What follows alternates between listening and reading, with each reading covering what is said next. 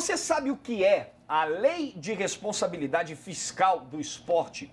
É com ela que o seu clube conta para ter um 2015 melhor financeiramente. O Caderno de Esportes preparou uma matéria especial para você conhecer mais desse assunto. Responda rápido. Qual é a semelhança entre quase todos os clubes brasileiros? Acertou quem respondeu: dívidas com o governo.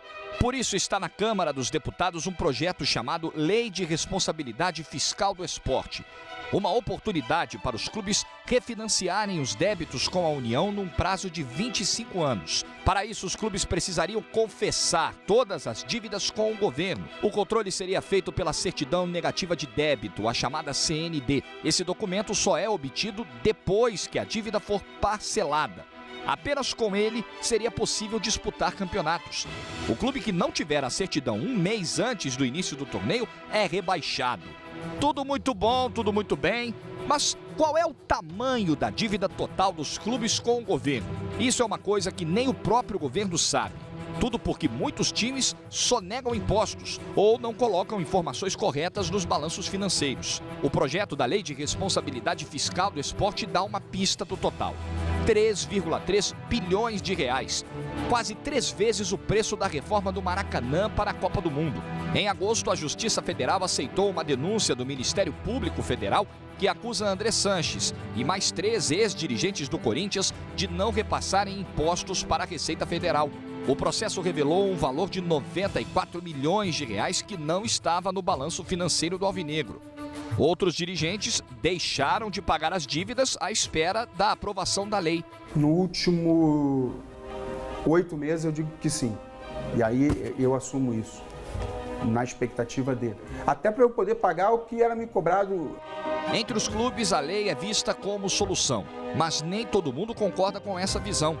A Lei de Responsabilidade Fiscal do Esporte, que era chamada no início de Proforte, ela é urgente. Ela trata de um sintoma agudo que acomete os clubes brasileiros, mas ela está longe de ser a solução para os problemas crônicos que levaram os clubes a estar nessa situação.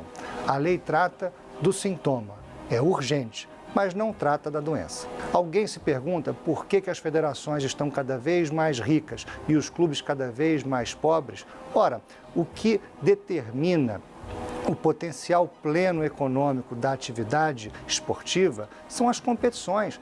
As competições, elas são a chave, o calendário é a chave de toda a receita do futebol. E enquanto os clubes forem obrigados a disputar um calendário completamente antieconômico, não há que se falar em desenvolvimento pleno do potencial econômico desses clubes. Ou seja, os problemas são muito mais profundos.